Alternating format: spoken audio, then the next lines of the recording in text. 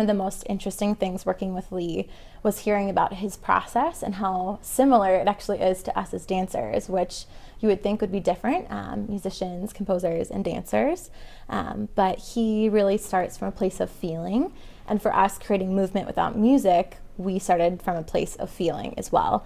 So the two seem to be gelling really well. Also, he watches, as he's watching us dance, he looks for motifs that show up, and then that gives him the cue that he might want to create a musical cue to go along with that motif. So when it appears, people have that familiarity with that motif being in the music and the movement at the same time.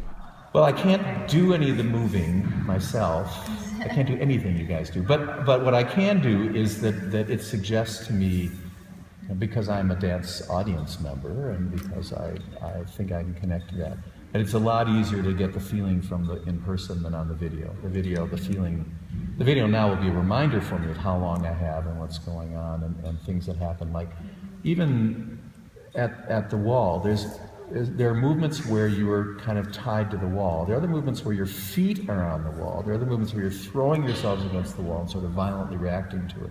The movements where you tentatively, you're the first one, tentatively sort of moving away just a little bit, but then go back. So there's like about 12 different things going on there, and they all have, one way or another, I can translate some of those into something musical that makes me feel the same way.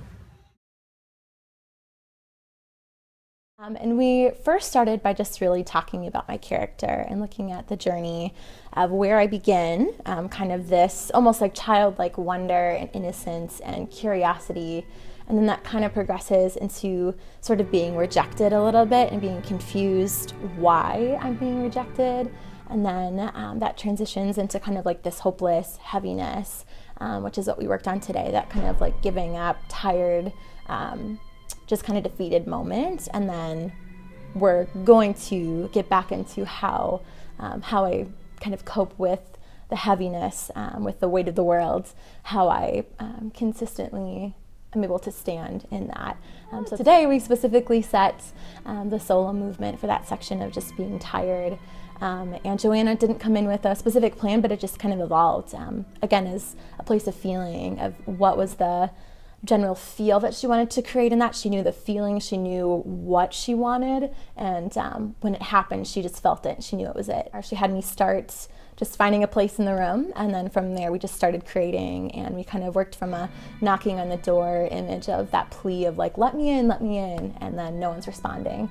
And that kind of evolved into this abstracted phrase of the knocking on the door, which led to this progression to the floor, almost as if I was like a child in her crib, kind of looking at the world again for that wonder and kind of wondering where it was.